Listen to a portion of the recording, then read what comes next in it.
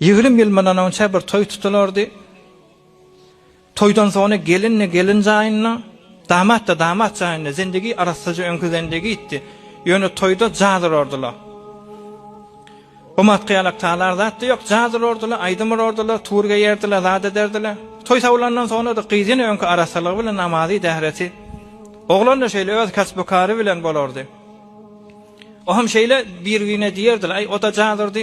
Yine de önkü zindagisi gilen geçpe tövbe diliye. Gözden bir güne adama gözleşer andegerra ba'de ayyamu şuhur ve andegerra ba'de merk azqarigur verde hendeş mohleten der qarigur la budan peyda şevet yevmun nuşur diptir Hazreti Rumi. Güne bir näçe gün sonra da bir bereketçilik bolar. Yok.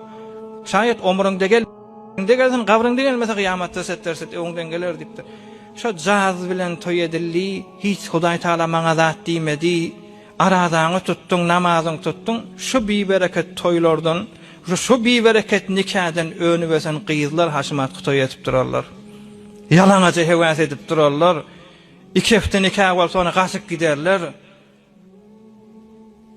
Zindigiň erdeşi, nikahyň erdeşi, toyuň lezzeti, toyuň süýjülügini aýyrarlar. Şu bir sadaca caz wady.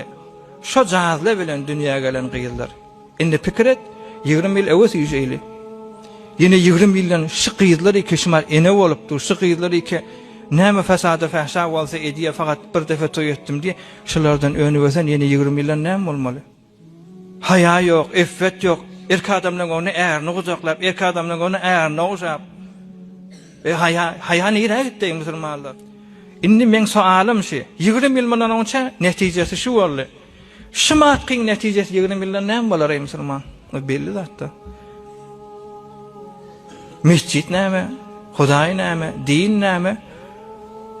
Bir ara gaçyp beren, bir dine sevip beren bir zat bolar ey musulmanlar. Hudaý saklasın. Peýgamberimizin zindigi namasyna aýtýar, etiqatly adamlara bir ders bolsun diýip ey musulmanlar. Hepsi